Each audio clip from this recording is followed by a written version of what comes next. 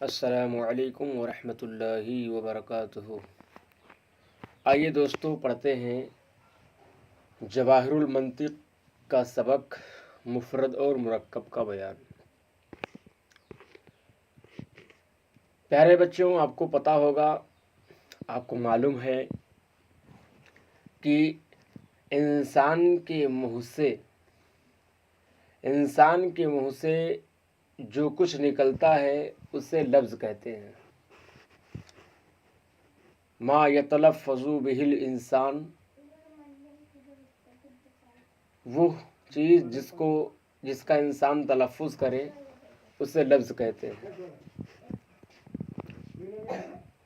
پیارے دوستوں، اب لفظ دو طریقے سے ہے۔ ایک تو وہ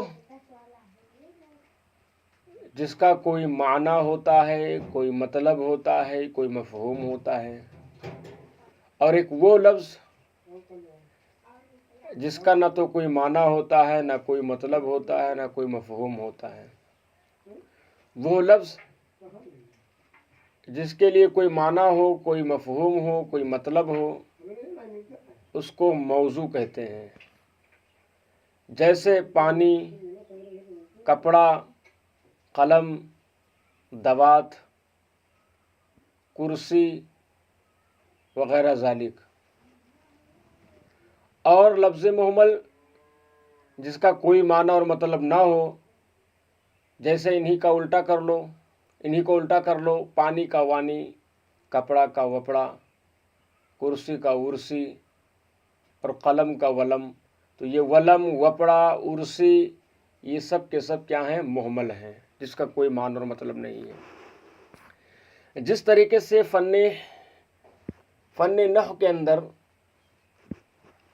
لفظ موضوع کی دو قسمیں ہیں، مفرد اور مرکب، اسی طریقے سے فن منطق کے اندر بھی لفظ موضوع کی دو قسمیں ہیں، مفرد اور مرکب۔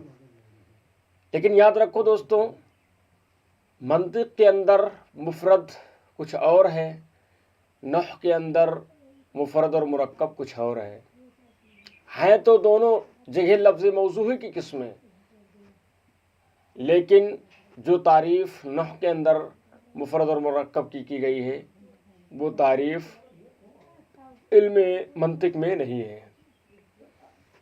اب کہہ رہے ہیں، کتاب دیکھیے، فرماتے ہیں لفظ موضوع کی 5 قسمیں ہیں۔ لفظ موضوع کی 5 قسمیں ہیں۔ 5 قسمیں ہیں، اس میں سے چوتھی قسم جو ہے، 4 قسمیں تک مفرد کو بیان کریں گے، اور ہو سکتا ہے 5ویں قسم مرکب کو ذکر کریں، یا 5 صورتیں جو ہیں مفرد ہی کی رہیں۔ مفرد کی یہاں انہوں نے 5 قسمیں بیان کی ہیں کہ یہ اگر 5 صورتیں پائی جا رہی ہیں تو وہ چیز مفرد کہلائیں گی۔ چلیے دیکھتے ہیں وہ 5 کیا کیا ہیں۔ فرماتے ہیں قسم اول وہ لفظ ہے، قسم اول وہ لفظ ہے جو بسیط ہو، یعنی اس کے لیے جز نہ ہو۔ بسیط کا معنی ہوتا ہے دوستوں مفرد ہو، جس کا کوئی جز نہ ہو، جس کا کوئی حصہ نہ ہو، جس کا کوئی پارٹ نہ ہو۔ قسم اول وہ لفظ ہے جو بسیط ہو، یعنی واحد ہو، تنہا ہو، یعنی اس کے لیے جز نہ ہو۔ جیسے حمزہ استفہام، یعنی آ۔ یہاں پر دیکھیے کہ لفظ حمزہ استفہام جو ہے، یہ صرف تنہا ہے، بسیط ہے، واحد ہے، اس کے ساتھ کوئی اور دوسرا جز نہیں ہے۔ تو یہ بھی کیا ہے؟ ایک مفرد کی قسم ہے، یعنی مفرد کی یہ پہلی قسم ہے۔ قسم دوم وہ لفظ جس میں اجزا ہوں۔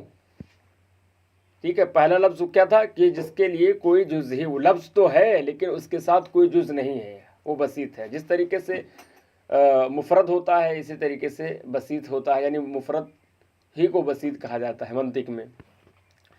قسم دوم وہ لفظ جس میں اجزا ہوں، اجزا یعنی یہ جز کی جمع ہے، جس کے میں اجزا ہوں یعنی جز ہوں، مگر معنی پر کوئی بھی جز دلالت نہ کرتا ہو، مگر معنی پر کوئی بھی جز کوئی جز بھی دلالت نہ کرتا ہو. جیسے قلم.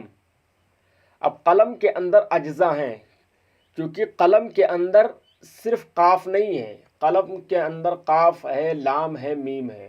تو یہ قلم جو ہے، جو ہم جس سے اپنے خط و کتابت کرتے ہیں، جس سے ہم لکھتے ہیں، اپنے کتابوں کو لکھتے ہیں، اپنے ہوم ورک کو کرتے ہیں، اس والے قلم کو جب ہم تصور میں لائیں گے اور اس کو لفظوں میں کہنا ہوگا تو قاف اور لام اور میم 3 جزوں کے ساتھ ہم اس کو مرکب کر کے ہم قلم بولتے ہیں. تو قلم کے اندر قاف ہے، لام ہے، میم ہے. تو اس کے لیے یعنی قلم کے جز تو ہیں، لیکن قلم کے جو اجزاء ہیں یعنی قاف، لام اور میم، یہ الگ الگ معنی پر دلالت نہیں کرتے ہیں. ایسا نہیں کہ قاف دلالت کر رہا ہے الگ معنی پر، ٹھیک ہے، لام الگ معنی پر دلالت کر رہا ہے، میم الگ معنی پر دلالت کر رہا ہے، ایسا نہیں ہے. تو لفظ قلم میں اجزاء ہیں، لیکن یہ اجزاء معنی پر دلالت نہیں کرتے ہیں. فرماتا ہے جیسا کہ قلم کی اس لفظ میں 3 جز ہیں، قاف، لام، میم، لیکن معنی پر نہ تو قاف دلالت کرتا ہے، نہ لام، نہ میم. ٹھیک ہے. قسم دوم وہ لفظ جس میں اجزاء ہوں مگر معنی پر کوئی جز بھی دلالت نہ کرتا ہو. جیسے قلم کے اس لفظ میں 3 جز ہیں، قاف، لام، میم، لیکن معنی پر نہ تو قاف دلالت کرتا، نہ لام، نہ میم اور نہ میم. ٹھیک ہے. یہ بھی مفرد کی ایک قسم ہے. تو اس میں سوم وہ لفظ ہے جس کے لیے جز ہو اور ہر جز کسی معنی پر دلالت کرتا ہو. یہاں بات لفظ کی نہیں ہو رہی ہے، بلکہ لفظ کے جز کی ہو رہی، کہ اس کے لفظ کے اندر جو جز ہیں وہ معنی پر دلالت کر رہے ہیں کہ نہیں کر رہے ہیں، یہ دیکھنا ہے ہمیں. اب یہاں تیسری صورت بتا رہے ہیں کہ قسم سوم وہ لفظ جس کے لیے جز ہو اور ہر جز کسی معنی پر دلالت کرتا ہو مگر معنی مراد کے جز پر دلالت نہ کرتا ہو. جیسے کہ لفظ عبداللہ جب کسی انسان کا نام ہو. تو دیکھیے دوستو، یہاں پر عبداللہ، اس کی 2 حیثیتیں ہیں. ایک یہ کہ لفظ عبداللہ کسی کا نام ہو، اور ایک یہ کہ یہ کسی کا نام نہ ہو، بلکہ اس کا معنی ہم یہ مراد لیں کہ اللہ کا بندہ. اب دیکھیے اس کے اندر اس کا معنی مراد کیا ہے؟ اللہ کا بندہ ہی ہے، کیونکہ عبد یہ الگ کلمہ ہے اور اللہ یہ الگ کلمہ ہے، اس میں جلالت. تو جو ہے یہ لفظ ایسا ہے کہ یہ عبد اور اللہ سے مرکب ہے، اور عبد بھی معنی پر دلالت کر رہا ہے. یہ اس کے اندر 2 جز ہیں، عبد اور اللہ، اس کے اندر 2 جز ہیں. ٹھیک ہے. تو عبد بھی معنی پر دلالت کر رہا ہے، اور اس میں جلالت بھی معنی پر دلالت کر رہا ہے. عبد کا معنی ہوتا ہے بندہ، تو یہ بندگی پر دلالت کر رہا ہے، بندے کا ایک معنی جو ہے یہ دے رہا ہے. ٹھیک ہے. اور اللہ اس میں جلالت یہ ذات باری تعالیٰ پر دلالت کر رہا ہے. تو لفظ بھی ہے عبداللہ، لفظ یعنی اس کے اندر جو دونوں لفظ ہیں، یہ دونوں لفظ جو ہیں موجود ہیں، اور موجود ہونے کے ساتھ ساتھ معنی پر بھی دلالت کر رہے ہیں، لیکن یہ معنی مراد پر دلالت نہیں کر رہے ہیں. کیوں؟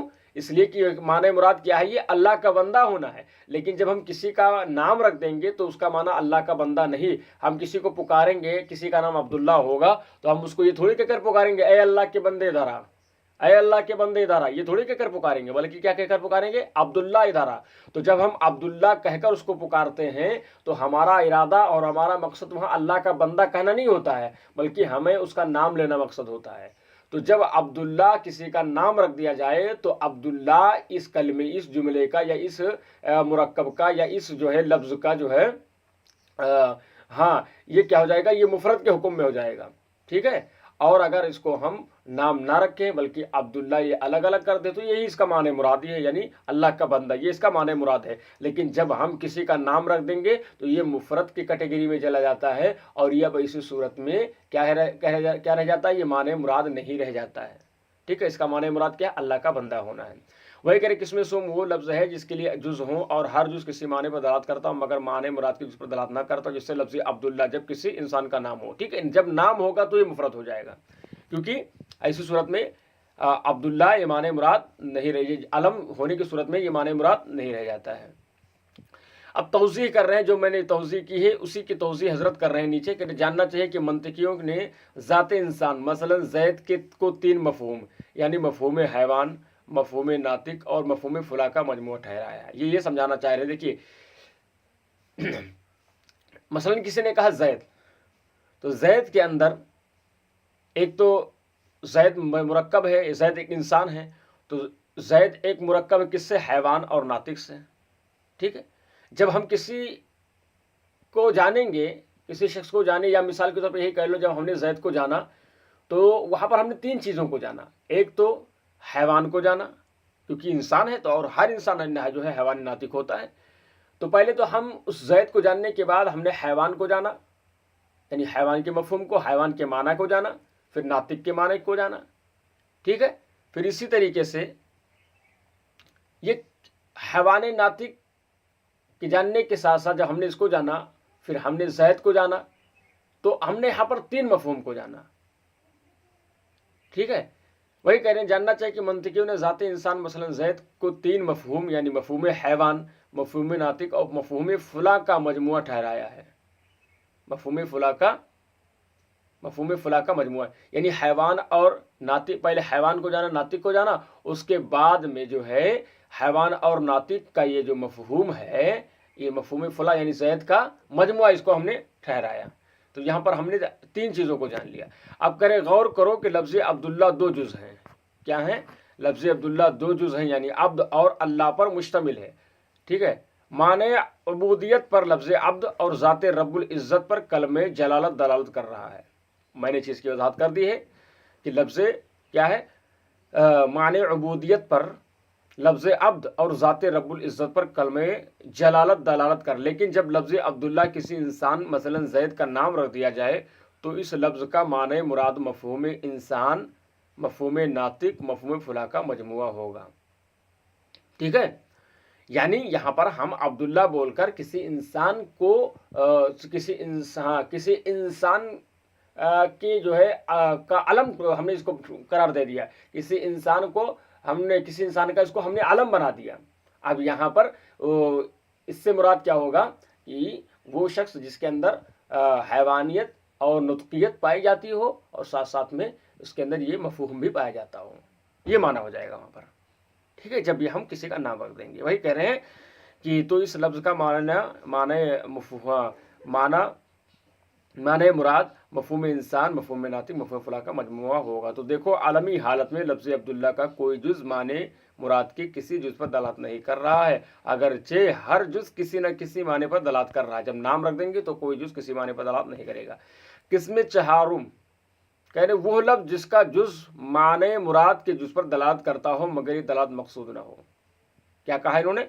वो लफ्ज़ जिसका जुज़ माने मुराद के जुज़ पर दलालत करता हो, वो लफ्ज़ जिसका जुज़ माने मुराद के जुज़ पर दलालत। वहाँ क्या कहा था? तीसरी किस्म में क्या था? वो लफ्ज़ जिसके अज्जा हों लेकिन वो माने मुराद के और वो अज्जा माने के जुज़ पर दलालत भी करते हो लेकिन वो दलालत मकसूद ना हो। जैसे अब्दुल्ला जब किसी का नाम रख दिया जाए, यहाँ क्या कह रहे हैं कि माने मुराद पर दलालत भी करता हो मगर ये दलालत मकसूद ना हो। जैसे लफ्ज़ हैवान नातिक जब किसी इंसान का नाम हो, जब हम लफ्ज़ हैवान नातिक किसी इंसान का नाम रख देंगे, अब देखिए मिसाल के तौर पर हैवान और नातिक ये 2 जुज़ों से मुरक्कब है, हैवान से और नातिकियत से।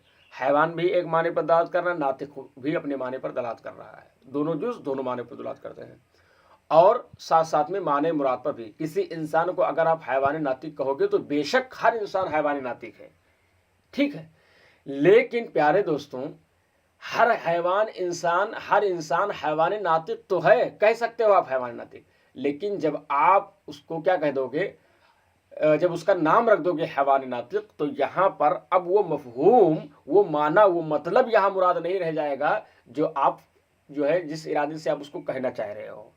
वो लफ्ज़ जिसका जुज़ माने मुराद के जुज़ पर दलालत करता हो मगर ये दलालत मकसूद ना हो।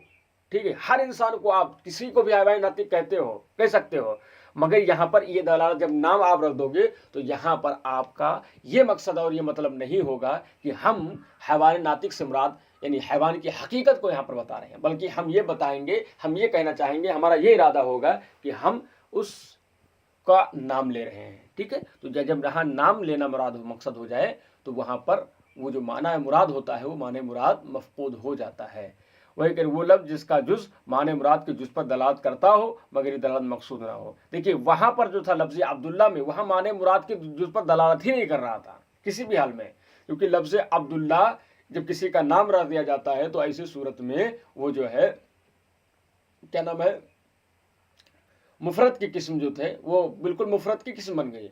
और लफ्ज़ अब्दुल्ला, ये अब्द और अल्लाह, ये जो है दोनों मुरक्कब होकर यानी एक ही कलमे के हुक्म में हो गए, एक ही जो है ये अलम के हुक्म में हो गए वो। और जब अलम के हुक्म में हो गए तो फिर मुफरद ही रह जाएंगे वो यहाँ भी कह रहे हैं किस्म चारों वो लफ्ज़ जिसका जुज़ माने मुराद के जुज़ पर दलालत करता हो मगर दलालत मकसूद ना हो।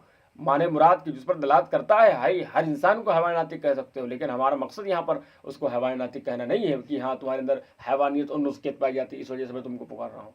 जैसे लफ्ज़ हैवान नातिक किसी इंसान का नाम हो। अब तौज़ीह कर रहे हैं कि लफ्ज़ हैवान नातिक जब किसी इंसान का नाम रख दिया जाए तो उस वक्त उस लफ्ज़ का माने मुराद 3 मफ़हूम यानी मफ़हूम हैवान, मफ़हूम नातिक, मफ़हूम फला का मजमूआ होगा।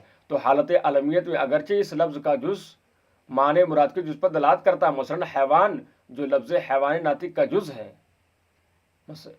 मसलन हैवान जो लफ्ज़ हैवान नातिक का क्या है, जुज़ है, और वो मफ़हूम हैवान पर जो माने मुराद का जुज़ है दलालत कर रहा है। ठीक है, वो मफ़हूम हैवान पर जो माने मुराद का जुज़ है वो दलालत कर रहा है, मगर ये दलालत मकसूद नहीं है, बल्कि अलमी हालत में मजमूए लफ्ज़ की दलालत मजमूआ यानी माने मुराद पर मकसूद है।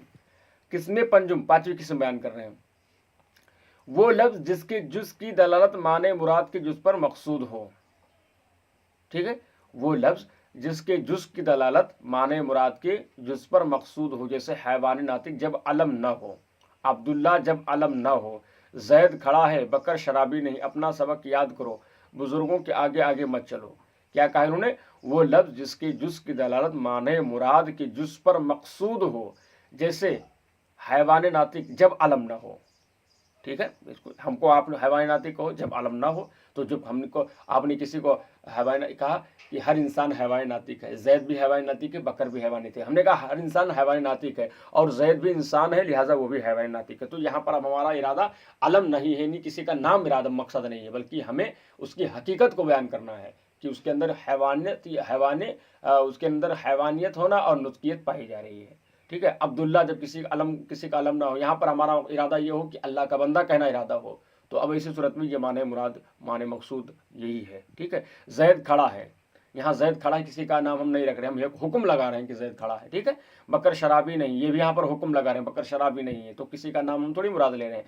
अपना सबक याद करो, हम यहाँ पर एक हुक्म बता रहे हैं कि अपना सबक याद करो, बुजुर्गों के आगे के मत चलो। तो कह रहे इन 5 किस्मों में पहली 4 किस्में मुफरद हैं, यानी जहाँ लफ्ज़ का जुज़ हो, पहली की सूरत या क्या, लफ्ज़ का जुज़ ही ना हो जैसे हमज़ा इस्तिफ़हाम, दूसरी सूरत ये लफ्ज़ का जुज़ हो लेकिन माने के जुज़ पर दलालत ना करता हो जैसे लफ्ज़ कलम, तीसरी सूरत ये कि लफ्ज़ का जुज़ हो माने के जुज़ पर दलालत भी करता हो लेकिन ये दलालत मकसूद ना हो जैसे लफ्ज़ अब्दुल्ला, और चौथी सूरत ये कि लफ्ज़ का जुज़ हो माने मुराद के जुज़ पर दलालत भी करता हो लेकिन यहाँ ये दलालत मकसूद ना हो जैसे लफ्ज़ हैवान नातिक। तो ये 4 किस्में जो हो गई, ये दलालत ये मुफरद की 4 किस्में हो गई। और आखिरी जो 5वीं किस्म है वो क्या कहा, वो लफ्ज़ जिस लफ्ज़ के जुज़ की दलालत माने मुराद के जुज़ पर मकसूद हो, जैसे लफ्ज़ हैवान नातिक जब अलम ना हो, अब्दुल्ला जब अलम ना हो, बकर शराबी है, बुजुर्गों के आगे आगे मत चलो, जो है क्या है, बकर शराबी नहीं, अपना सबक याद करो, ये सब के सब क्या हैं, ये मुरक्कब हैं। वही कह रहे इन 5 किस्मों में पहली 4 किस्में मुफरद हैं और 5वीं किस्म मुरक्कब हैं। अब झेल में मुरक्कब और मुफरद की तारीफ़ें लिखी जाती हैं। मुरक्कब की तारीफ़ क्या है, कह रहे मुरक्कब वो लफ्ज़ है जिसके जुज़ की दलालत माने मुराद के जुज़ पर मकसूद हो। मुरक्कब वो लफ्ज़ है जिसके जुज़ की दलालत माने मुराद के जुज़ पर मकसूद हो। ठीक है, जुज़ की दलालत हो, लफ्ज़ की जुज़ हो। ठीक है, और वो जुज़ माने पर दलालत भी करते हैं और साथ साथ में वो माने पर दलालत करने के साथ साथ वो दलालत मकसूद भी हो। तो मुरक्कब के पाए जाने के लिए 4 शर्तें हैं। सबसे पहले क्या होनी चाहिए कि लफ्ज़ हो और हर लफ्ज़ के अज्जा भी हों, यानी लफ्ज़ के अज्जा भी हों, जुज़ भी हों, और वो जुज़ माने पर दलालत भी करते हों और वो दलालत मकसूद भी हो, इरादा भी उसी का किया गया हो, तो ये मुरक्कब हो जाएगा। और अगर इनमें से कोई एक की भी कमी रह गई तो वो मुरक्कब से निकलकर मुफरद के कैटेगरी में, मुफरद के हिस्से में चला जाएगा। ठीक है, मुफरद वो लफ्ज़ है जिसके जुज़ की दलालत माने मुराद के जुज़ पर मकसूद ना हो। आप कल इंशाअल्लाह ताला मुफरद की आगे किस्में बयान करेंगे, और तब तक के लिए इतना ही। इंशाअल्लाह ताला कल एक नई वीडियो के साथ हाजिर होते हैं। तब तक कि इसको आप पढ़िए अच्छे से। कोई बात समझ में ना आए तो उसको आप समझने की कोशिश करिए। तीसरी किस्म और चौथी किस्म हो सकता है आपको उलझाए, परेशान करे। अगर कोई बात समझ में ना आए तो इंशाअल्लाह ताला आप उसको पूछिए, उसको भी समझाया जाएगा इंशाअल्लाह।